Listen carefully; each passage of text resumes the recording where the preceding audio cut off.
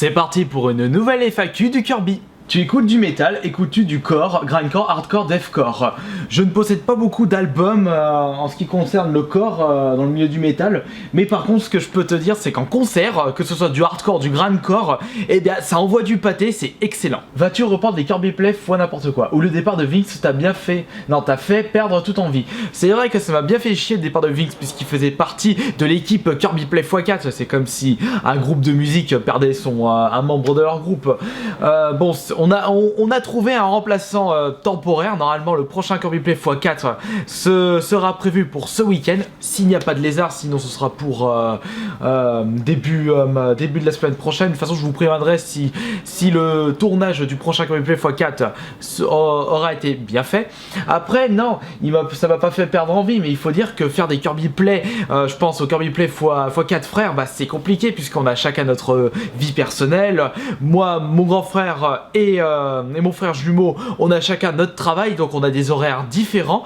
Et le petit frère, il a fait la rentrée. C'est quand même compliqué à mettre en place. As-tu déjà eu des prises de bec avec des chineurs de jeux vidéo? J'essaye au maximum d'éviter les querelles entre chineurs. Par exemple quand on est des collectionneurs, on se connaît depuis X années, donc forcément on essaie de se respecter.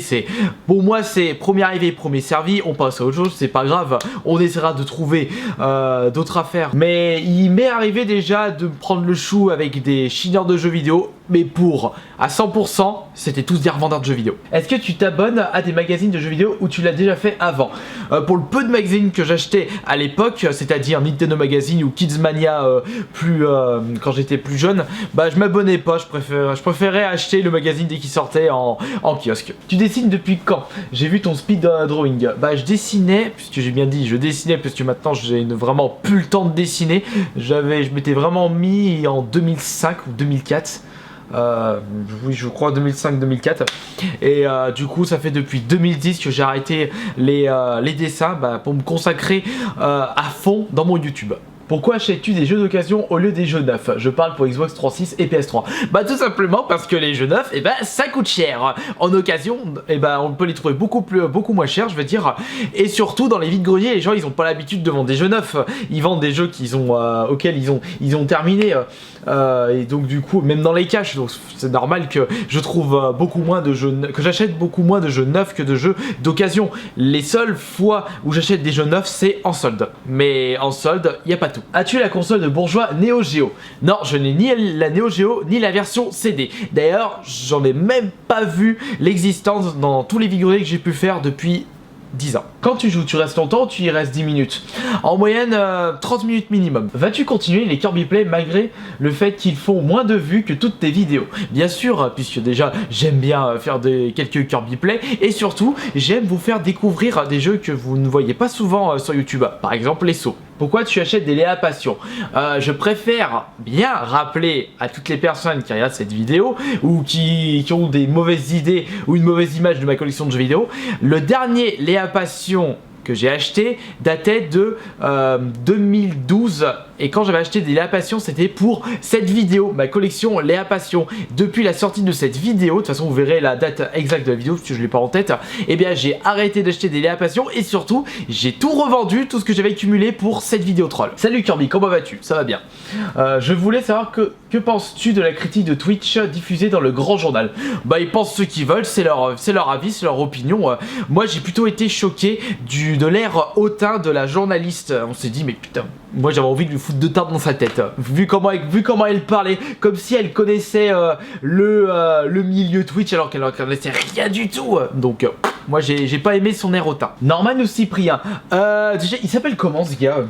J'ai découvert un podcasteur, enfin podcast entre guillemets, qui fait des bonnes petites vidéos. Ah oui, Edouard 100W. Préfères-tu avoir une communauté de plus de 34 000 abonnés et être proche d'eux, ou bien avoir une communauté proche de celle de Cyprien et ne pas être aussi proche? Si je peux essayer d'avoir les deux en même temps, ça me ferait super plaisir. Mais être proche de 5 millions d'abonnés, ça risque d'être ultra complexe. Est-ce que tu jetterais des jeux de ta collection? Ça a déjà été le cas sur des jeux ultra rayés, explosés, que j'avais acheté en lot dans des vides-greniers. Je dis, c'est rien que je garde.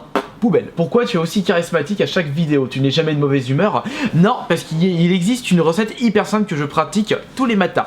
Si vous désirez être de bonne humeur, il suffit juste de penser à des événements ou à des projets qui vous rendent heureux. C'est simple. Et une petite dernière, peut-être déjà posée, tu vas sur une île déserte en compagnie d'un Minotaur. Quel unique jeu multijoueur emporterais-tu? Je pense que je ferais autre chose avec le Minotaur que de jouer à des jeux vidéo. Si un mec te propose de t'offrir le full set de la console de ton choix, tu prendrais laquelle? Eh bien, si en ayant un peu du jote et en étant malin, eh bien je lui demanderais de m'offrir la full set qui coûte le plus cher sur internet.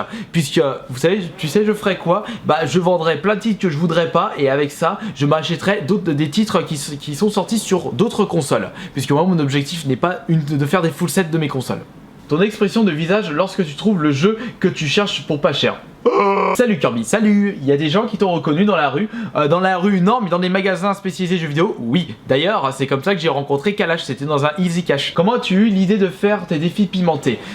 Si je me remémore bien, je regardais 2-3 vidéos de Seb Lafrit et de Flash en IRL, je crois que c'était ça son pseudo, et il faisait des vidéos de défis, et je me suis dit pourquoi j'en ferais pas, mais j'ai pas envie de faire comme tous les moutons de Panurge, je veux dire, ça a toujours été mon cas, j'ai toujours aimé ne pas faire comme les autres, et forcément je me suis dit j'ai qu'à mélanger le concept comme j'avais fait les ASMR. Du coup je me suis dit j'ai qu'à faire des défis tout en jouant à des jeux vidéo, et du coup c'est comme ça que j'ai créé la série Défis Pimentés. Mis à part tes 4 frères, as-tu des sœurs? J'ai une sœur, et d'ailleurs elle serait dispo pour un prochain Kirby Play spécial frères et sœurs x5, mais c'est pas pour tout de suite. Tu te crois drôle? Bah ça dépend de la personne que j'ai en face. Si elle rigole, eh bien forcément je suis drôle. C'est un peu le but de savoir si vous êtes drôle ou pas. Si vous arrivez à faire rire votre interlocuteur, c'est que vous êtes drôle pour lui, pas pour tout le monde. On a chacun notre propre humour. Serais-tu partant pour animer une chronique jeux vidéo à la télévision, Canal+, Game One? Non, parce que qui dit chroniqueur d'une chaîne de télévision dit forcément objectif et restriction, et moi je veux pas de ça. Comment faire un bébé? Eh bien c'est bien simple. Ça c'est ma chérie, ça c'est ma bite. Merde, ça rentre pas dedans, je me suis trompé de trou. Est-ce que tu feras une vidéo quand tu auras atteint 300 jeux PS3? C'est prévu également, c'est pareil pour 300 jeux Xbox 360. Pourquoi as-tu commencé YouTube et comment?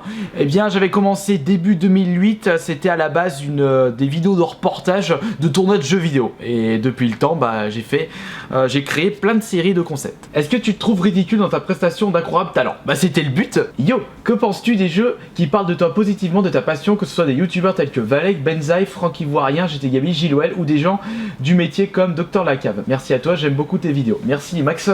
Eh bien moi ça fait super plaisir, ça montre que vos vidéos plaisent à des personnes. D'ailleurs Valek, j'ai vu ses vidéos, enfin j'ai vu les parties où j'apparais. Benza il m'avait fait un big up dans toute sa collection de jeux vidéo, de tous ses jeux.